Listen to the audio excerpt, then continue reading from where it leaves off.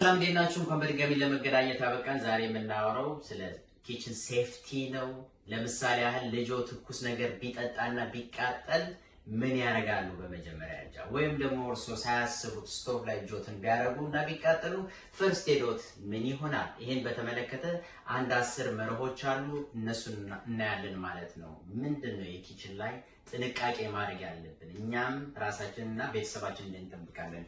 የመጀመሪያው ችልድረን ሴፍ ዞን ነው። ችልድረን ሴፍ ዞን ማለት ልጆች የማይገቡበትን ቦታ ምልክት ማድረግ አለብን። ይሄንን በቴፕ በማንኛውም ቴፕ ምልክት አድርገን ለልጆቻችን መንገድ ለልጆቻችን ይሄን እንዳያልፉ ማለት ይሄን ካላረፉ እሳት ያለው በዚህ አካባቢ ስለሆነ እሳቱ ጋር አይደርሱም ማለት ነው። ልጆች የሚያዩትን ነገር አይረሱም ያስባሉ እና ማሚም ወይም ዳዲ እዚህ ውስጥ ካሉ አይነኩም ብለንም በተጨማሪ እንነግራቸዋለን። ይሄ ሴፍ ዞን ነው ማለት ነው። እኛም እንደፈለግን እንንቀሳቀሳለን፣ እነሱ አይመጡም። ሳናስበው በእጃችን እንኳን ይሄን ውሃ ይዘን እጃችን ቢነኩን እንኳን እንትን ሊል ይችላል። ውጪ ከሆኑ ግን የመድረስ እድላቸው ዝቅ ያለ ነው ማለት ነው። ሴፍ ነው። ኢቭን ደርሰው እንትን ቢሉን እንኳን ይሄ የሚፈሰው እዚህ አካባቢ ስለሆነ ሴፍ ነው። ሴፍ ዞን ለልጆቻችን ማዘጋጀት አለብን ማለት ነው። ይሄ አንደኛ ነው፣ የልጆች ሴፍ ዞን። እዚህ ውስጥ መግባት አይችሉም። እዚህ ውስጥ ካለኛም እንዳይነኩን እንነግራቸዋለን። ይሄ አንደኛው ነው። ሁለተኛውስ ምንድነው? ሁለተኛው ደግሞ ምንድነው?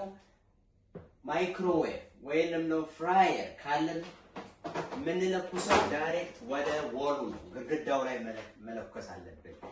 ኤክስቴንሽን ኮርት ላይ ማድረግ የለብንም። ለምሳሌ ላሳያችሁ። ኤክስቴንሽን ኮርት ባመጣ ኤክስቴንሽን ኮርት እንደዚህ ካለና ኤክስቴንሽን ኮርቱን እዛ ሰክተን ይሄንን እዚህ ማድረጉ ለአደጋ ያጋለጠናል ማለት ነው። ከዛ በተጨማሪ ደግሞ ፕላጋችንን ማለት ነው የተሰካው እንደዚህ መሳብ የለብንም። what we have to do is እንዳለ ይዘነው ጠጋ አድርጌ ላሳያችሁ። ከግድግዳው ላይ እንደዚህ መሳብ የለብንም። ይሄን ገመዱን ይዘን ሁሉ ጊዜ አምፕላክ ስናደርገው ይሄን መያዝ አለብን። መያዣውን ይዘን ነው መያዝ አለብን። ቻርጀራችንንም ቢሆን የፎናችንን ማለት ነው። እንደዚህ አድርገን ስንስብ አንድ ይሄ ዳሜጅ ይሆናል። ሁለተኛ ደግሞ ምን ይፈጥራል? ሻክ ኤሌክትሪክ ሻክ ሊፈጥር ይችላል ከጊዜ በኋላና ሊቃጠል ይችላል። ልጆቻችንም ኮፒ ስለሚያደርጉ እነሱም ይጎትታሉ። እንዳይጎትቱ ጥንቃቄ ማድረግ አለብን ማለት ነው።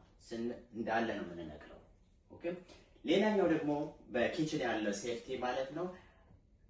ሮስት ስናደርግ ቤክ ስናደርግ ውስጡ ሰዓት ታይመራችን በደንብ ማስተዋል አለብን። ሁልጊዜ ታይመሩ የሰጠነው 1 ሰዓት ከሆነ 1 ሰዓት ከ1 ሰዓት ካለፈ what's going on ብለን ቼክ ማድረግ አለብን። ሶስተኛ ደግሞ ምንድነው? እንደዚህ ኩክ የምናደርግባቸው ዌሮች እቃዎች እንደዚህ ከሆኑ እጀታቸው እንደዚህ ከሆነ ይሄ ሴፍ ዞናችን ነው ብለናል። ናክ ዳውን ልናደርገው እንችላለን እንደዚህ መተነው፣ ወይም ደግሞ ልጆችም ሊነኩት ይችላሉ ይሄ ምልክት ከሌለና የሚገቡ ከሆነ። ስለዚህ ሁልጊዜ በተቻለ መጠን ይሄ እጀታውን ወደ ውስጥ ማድረግ ከተቻለን ደግሞ ይሄኛውን በርነር ሳንጠቀም የሁለተኛውን በርነር መጠቀም፣ ይሄንን ፍሪ ማድረግ። ምክንያቱም ልጆችም ሆነ እኛም ተሳስተን ልንነካው እንችላለን። ከመቀዝቀዙ በፊት ልንነካው ስለምንችል ይሄንን በርነር ባንጠቀም ይሄንን ሳይድ ጥሩ ነው ማለት ነው። ኦቨር ፋየርስ ቢፈጠር እዚህ ውስጥ ምን ማድረግ አለብን? እዚህ ውስጥ እሳት ከተፈጠረ ይሄን ማጥፋት ነው። በመጀመሪያ ደረጃ እናጠፋዋለን። ከዛ በኋላ እንደተዘጋ መክፈት አያስፈልግም። ወይም ደግሞ ለማጥፋት እንደዚህ ከፍቶ እንደዚህ ማድረግም አያስፈልግም። እንደተዘጋ አጥፍተን ያን እናየዋለን። በሚቀጥለው ደግሞ ባለሙያስ አሳይተን መጠቀም ነው ማለት ነው። ኤኒቲንግ ሌላ ነገር ደግሞ ማንኛውም ሊቀጣጠል የሚችል ነገር ራቅ አድርገን ከስቶቭ ማስቀመጥ ስቶር ማድረግ አለብን ማለት ነው። ኦርጋናይዝ ማንኛውም እንጨት ነገር የሚቀጣጠል ላስቲክ ታወልም ሊሆን ይችላል። አርቀን የሆነ ጋፕ መኖር አለበት ማለት ነው። ላይተር ስንጠቀም ለምሳሌ ካንድል ላይተር አለ፣ ኦን አደረግነው ተጠቀምንበት። ከዛ በኋላ ምንድነው የምናደርገው? ስናስቀምጠው ልጆች የማይደርሱበት ቦታ ማስቀመጥ መቻል አለብን ማለት ነው። ልጆች መጫወቻ ይመስላቸውና ሊጫወቱ ይችላሉ። ስለዚህ የማይደርሱበት ቦታ ላክ ማድረጋችንን ሜክ ሹር ላክ ቼክ አድርጉ። ከዛ ቦታ ይደርሱ ማለት ነው። ዘጋን። ሌላኛው ደግሞ ካንድላችን እንደዚህ ካበራን በኋላ እዚህ ጫፍ ላይ አለማድረግ። ጫፍ ላይ ናክ ዳውን ሊሆን ይችላል፣ ልጆች ሊነኩ ይችላሉ በስህተት። ስለዚህ ወደ ውስጥ አስቀብጠን ከጨረስንም አጥፍተነው ማስቀመጥ አለብን፣ እሳት እንዳይፈጠር ማለት ነው። እሳት እንዳይፈጠር ይህንን ጥንቃቄ ማድረግ ያስፈልጋል ማለት ነው። ማንኛውም ነገር የሚቀጣጠል ነገር ወደ ውስጥ ማድረግ አለብን።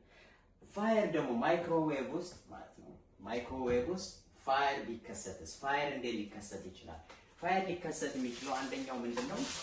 እንደዚህ አይነት አሉሚኒየም ፎይል ስንጠቀም፣ አሉሚኒየም ፎይል ማይክሮዌቭ ከገባ ሃይ ቴንደንሲ እሳት ይፈጥራል። ስለዚህ በፍጹም በማንኛውም መንገድ ማይክሮዌቭ ውስጥ ፎይል መጨመር የለብንም። ደግሞ ፎይል እሳት ከተነሳ እዚህ ውስጥ አጥፍተነው ኦፍ እናደርገዋለን። ከዛ በኋላ በሩን ዘግቶ ማስቀመጥ ነው። ከዛ ውጪ ምንም መነካከት የለብንም ማለት ነው። እንደተዘጋ ይቀመጥ። ሌላ ደግሞ ኩክ ስናደርግ ደክሞ ከሆነ እንቅልፍ የሚያስዝ መድኃኒት ወስደን ከሆነ ኩክ ባናደርግ ይመረጣል። ምክንያቱም ሱሳይዳል ነው። ኩክ እያደረገን የሆነ እሳት ይቃጠላል። ነገርየው ከተቃጠለ በኋላ እሳት ሊፈጥር ይችላል። ስለዚህ ድናት ማለት ነው እንትን ማድረግ የለብንም። ስሊፒ ከሆነ ወይም ታይርድ ከሆነ ኩክ ማድረጉ አስፈላጊ አይደለም ማለት ነው። ሌላ ነገር ነው ስናወጣ፣ በቃ ለምሳሌ ጀበናችንን እንበል፣ እዚህ ጋር ነው ያለው። ጀበናችንን ስናወጣ እንዴት እናወጣለን? ሁልጊዜ ትኩስ ነገር ስለሆነ መጠቀም አለብን። ታወል አይደለ? ታወል መብራቱ ጠፍቷል ስቶቭ። ከዛ በኋላ ሜትን እንጠቀማለን። በዚህ አድርገን እንደዚህ ማንሳት ማስቀመጥ እንችላለን ማለት ነው።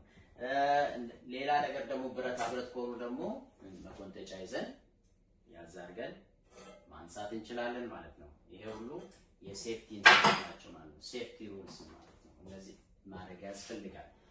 ሌላ ደግሞ ድንገት እጃችን ደግሞ ቢቃጠልስ ምን እናደርጋለን? እጃችን ቢቃጠል ምንድነው የለመድነው? ሄድና እንቁላል አንጣ፣ ሄድና ፔስት አንጣ። ፔስት እናደርጋለን። ከዛ በኋላ እናመጣለን ዘይት እናደርጋለን። ወይም ዘይት ይባላል፣ ሊጥ ይባላል፣ እንቁላል አርጎ ይባላል።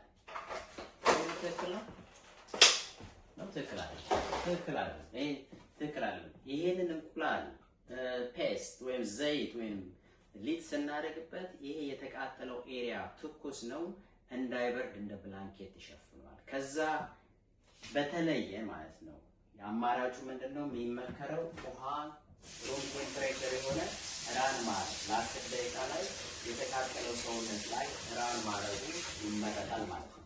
እንደዛ ነው ማድረግ እንጂ እነዛ ነገሮች አንጠቀምም ማለት ነው። ልጆቻችን ቢቃጠሉ ምን ማድረግ እንዳለብን አሁን ገብቶናል። እና አንደኛ ይሄ አካባቢ ማለት ነው ማጽዳት ያስፈልጋል። ሁለተኛ ቺልድረንስ ዞን ያስፈልጋቸዋል። ሶስተኛ ኤክስቴንሽን ኮርድ አለመጠቀም። አራተኛ ኦቨን እና ፍራየር ስትጠቀሙ ፕላግን ማድረጋችሁን እንዳትረሱ። እሳቱ ከተነሳ እዚህ ውስጥ መዝጋት ያስፈልጋል። እዚህ ውስጥም መክፈት አያስፈልግም። እንደተዘጋ እንደዚህ ማድረግ ያስፈልጋል። ለማጥፋት መሞከር አያስፈልግም። ማጥፋት ያስፈልጋል። እጀታዎች እንደዚህ ካሉ እጀታዎችን ማስወገድ።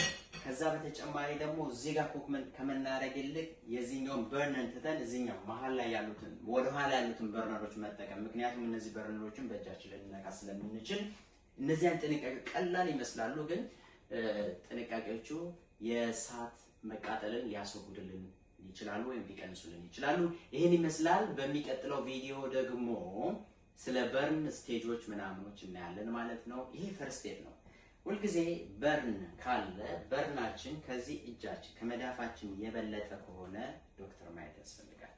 ብሊስተር ካለው ዶክተር ማየት ያስፈልጋል። እነዚህ ነገሮች ደግሞ በሚቀጥለው ቪዲዮ እናያለን። እስከዛ ድረስ ሼር፣ ላይክ፣ ሰብስክራይብ ማድረጉ እንዳትረሱ። በሚቀጥለው ቪዲዮ እስከምንገናኝ መልካም ጊዜ ይሁንላችሁ።